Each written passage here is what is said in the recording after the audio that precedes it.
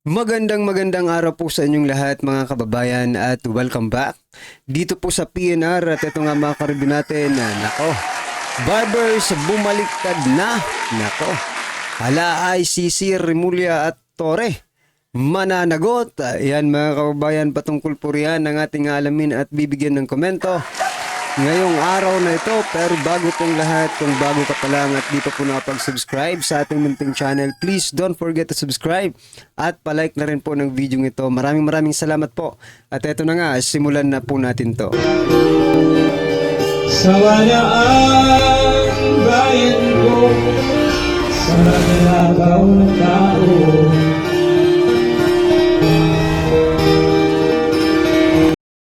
So mga kababayan, bago po natin muling i-play ang video ito, eto, i-share muna natin yung mga nagte-trending na mga balita sa mundo ng social media. At eto nga mga karibin natin, unahin na po natin to. Eto si Vice President Sara Duterte. May mensahe po patungkol sa naging kaarawan ng kanyang ama, no, na si former President Duterte mga kababayan. Sabi po dito, sabi po ni Vice President Sara Duterte, ngayon lang ako nakakita ng tao na nag-birthday na buong mundo ay meron siyang celebration. Nako, nga, palakpakan po natin sa kanyang birthday. And it shows the goodness of his heart and the love for the people, because otherwise the people will not love you if they don't feel the love coming from you. Totoo naman eh. Parang ano lang yan, law of attraction, di ba? Kung ano yung binigay mo, pag ngumiti ka sa kanya, ngingitian ka rin yan, di ba? So, dahil sa pagmamahal ni former President Duterte sa ating mga Pilipino, kaya mahal na mahal rin siya ng mga Pilipino. So, yan mga kababayan, ikaw ba? Isa ka rin ba sa nagmamahal kay former President Duterte? Yan mga karibin natin, i-comment nyo na lang po ang inyong opinion. At ito, pasadahan po natin ang balitang ito. Nako po, si Mayor Magalong, mga kababayan. Ito sigurong sinasabi ni Atty. Claire Castro na maglabas siya ng ebidensya. Ito mga kababayan, ito po ang talagang real talk po ito. Coming from our Mayor Magalong. Ito mga kababayan, pakinggan po natin at bigyan natin ng reaction to. 10 years from now or 15 years from now. Venezuela. What happened to Venezuela? In 2014, bigla siya nag-declare, we're not capable of paying our debts anymore. In just a matter of 1 week, hyperinflation, grabe yung hunger, poverty went up, crime went up, people were killing each other, ang taas ng bilihin, people were throwing away their money because it's useless. Sino unang umalis? Yung mga mayayaman na mga corrupt na mga politiko na nagnakaw ng kanilang pera na. So yan Sila ang unang aalis dito sa Pilipinas mga kababayan. Itong mga korap politiko, ipalitiko at kung ano-ano pa, 'di ba? Lalo itong mga kawatan ng mga politiko, mga kababayan, sila ang unang aalis dito sa Pilipinas kapag na-bankrupt ang Pilipinas. Kasi buti sila, mayroon na silang mga pera sa iba't ibang bansa. Diba? Kaya nga nagde-deposit sila sa iba't ibang bansa mga kababayan para pag nag-collapse ang ekonomiya ng Pilipinas, they can easily run away, di ba? At mamuhay ng marangya sa ibang bansa, samantalang, di ba? Yung naghirap ng perang ninakaw nila, tayo po yun mga kababayan, tayong mga Pilipino, ay maiiwan dito sa Pilipinas. Sila magpapasarap-sarap sa ibang bansa. Nako. Ng taong bayan. Yan ang unang-unang umalis. Naiwan ngayon tuloy yung mga tao. Naghihirap. Look at the trend now in our country. 2016, bagong presidente si PRRD. Ang national debt natin was at 5.9 trillion. You can go over it sa Department of Finance. 5.9 trillion accumulated for more than 40 years. After his term, after 6 years, merong pandemic. Due to pandemic and of course, due to corruption as well. Ang utang natin ng June when he left was 11.7 trillion. Na doble. At the end of December Same year, bagong administration, 13.4. 2023, 14.6. 2024, how much was just our national debt? 16.04%. Ang projection was 15.58. Hindi nangyari. It was 16.04%. At the end of 2024, January, it was already at 16.31 trillion. The projection this year, at the end of 2025, is 17.38 trillion. Ipin mo, in just a matter of 8 years, na-triple agad yung utang natin. So yan mga kaubayan ha. Oh, kung i-compare po natin yung utang ni former President Duterte at ni PBBM, di hamak na mas malaki po ngayon, pero may pagkakaiba mga kababayan, no? Bukod sa laki, mayroon pang pagkakaiba. Nung panahon po ni former President Duterte, hindi naman ganun kalaki ang utang natin, no? Pero meron po tayong pandemic. Meron po tayong mga build project na yan. Di ba? Na nakikita ng taong bayan. Every city, meron ginagawa ang gobyerno. Yeah? Pero ngayon, mga karabin natin, walang pandemic. Walang project. Nagtatanong lang, mga kababayan, di ba? Logically, may mali po dito. At ang tanong ng bayan, saan napupunta ang pera kung wala naman proyektong ginagawa? Di ba? Meron po silang proyektong ginagawa hanggang salita lang. Di ba? Yung mga proyekto nila hanggang salita lang, hindi naman pwedeng ganyan, mga kababayan. Hindi naman po pwede na mag-project ka na laway lang ang puhunan. Di ba? Hindi po pwede ang ganun. Nininegosyo nyo ang Pilipinas kapag ganun, di ba? Kasi uso po yung kasabihan, laway lang ang puhunan. Laway nga lang ang puhunan ninyo, kayo rin naman ang kumikita. Walang napapala ang taong bayan sa inyo.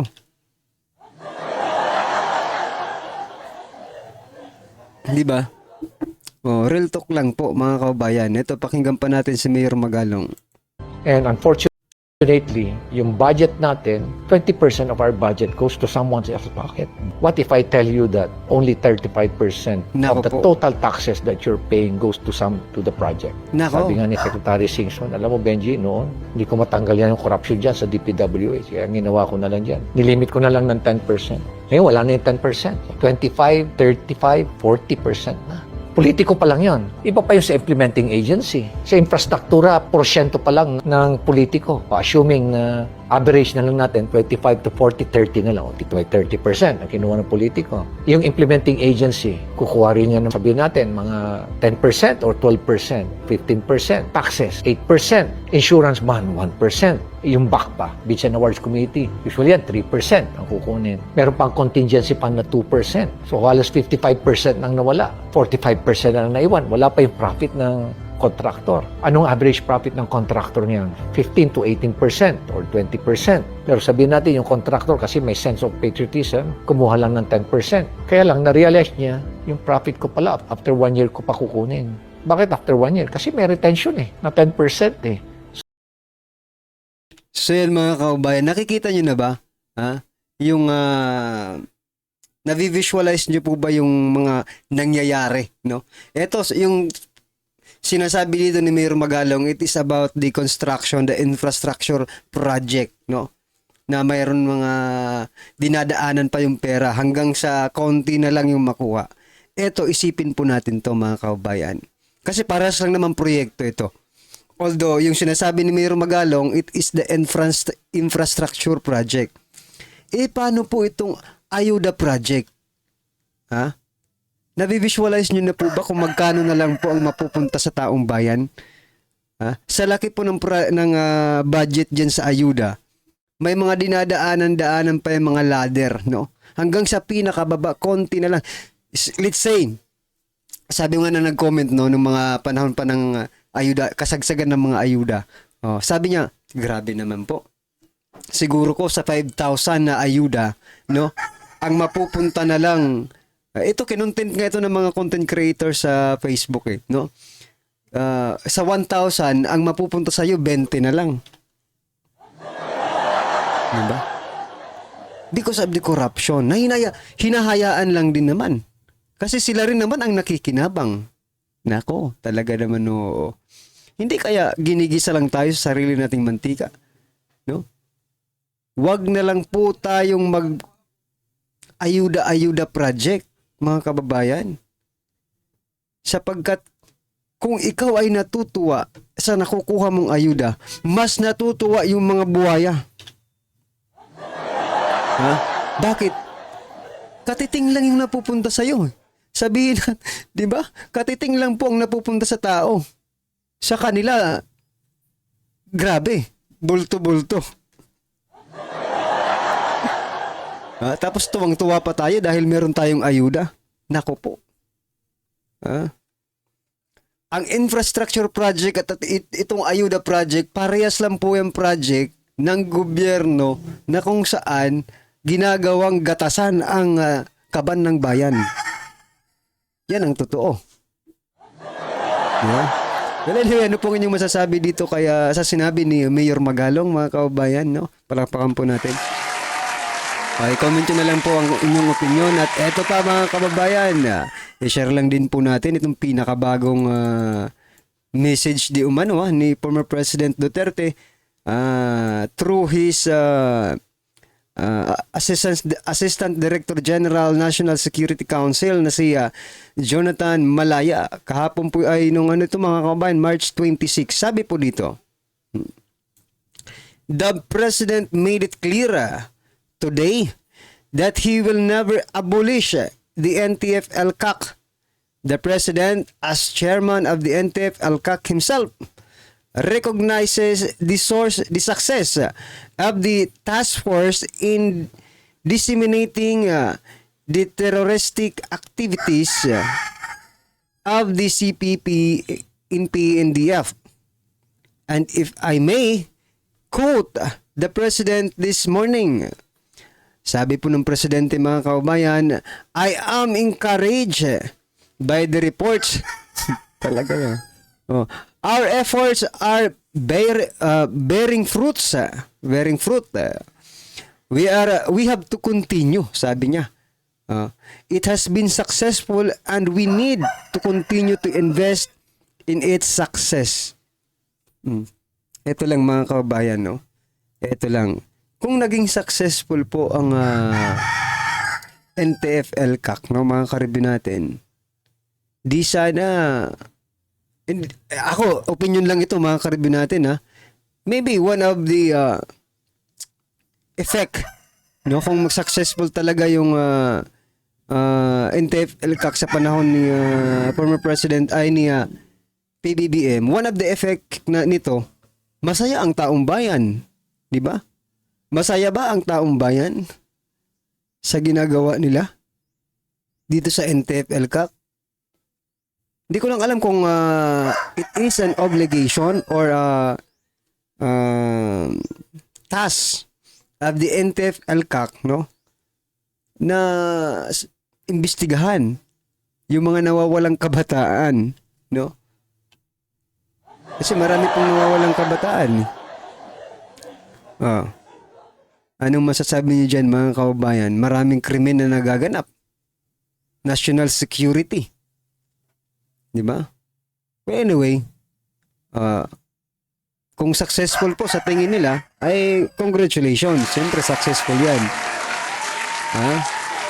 Successful eh. Kailangan niyang palakpakan dahil successful. Yan mga kababayan. Pero may nag-comment, no? Sabi po nang nag-comment na may naniniwala pa ba sa sinasabi ni President Bongbong Marcos Jr.? Halos yata lahat ng sinasabi ay kabaliktaran.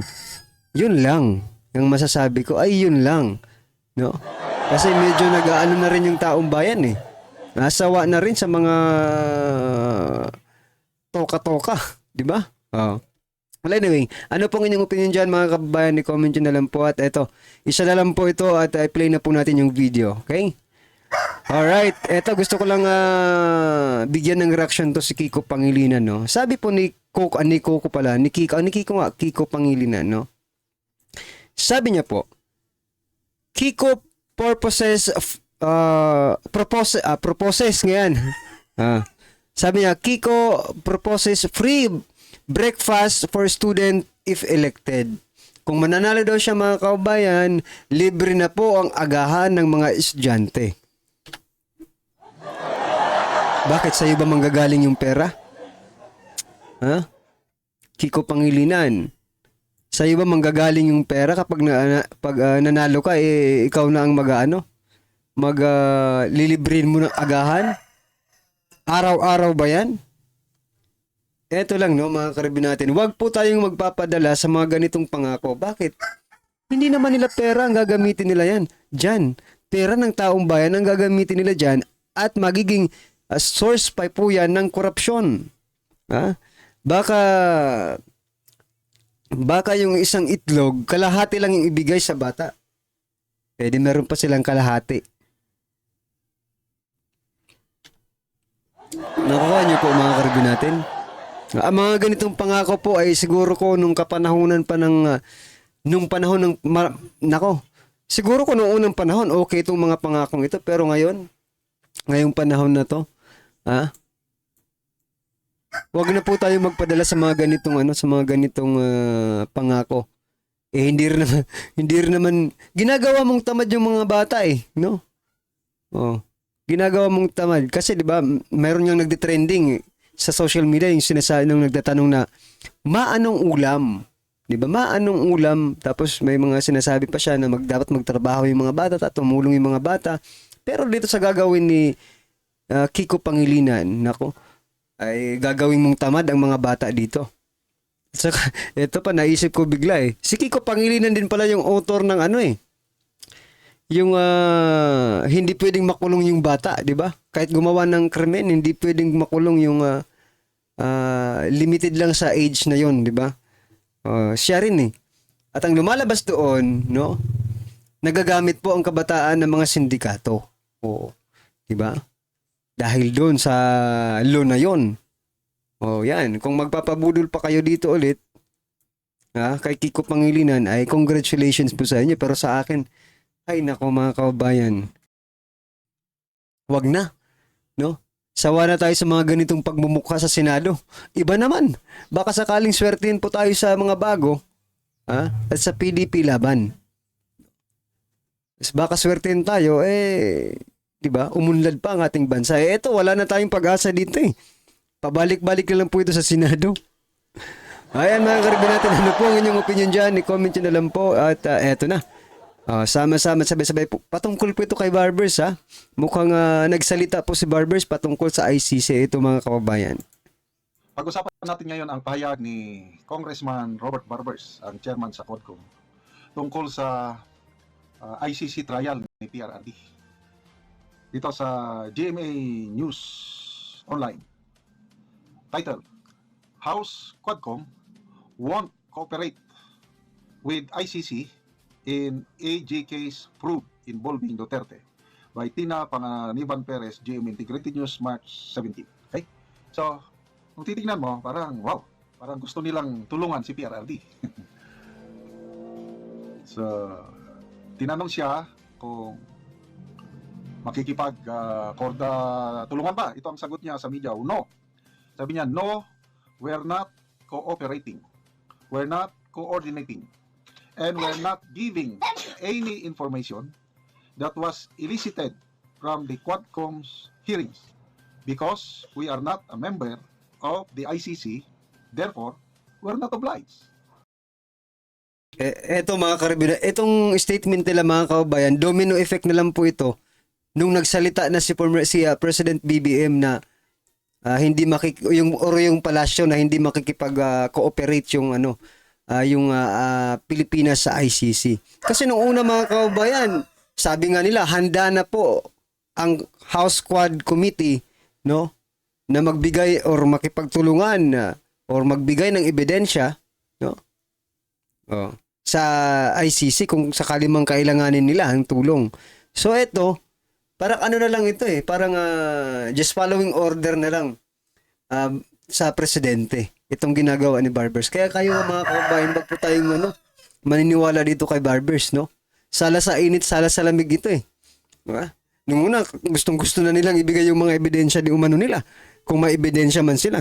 Ito ang nakakapagtaka no?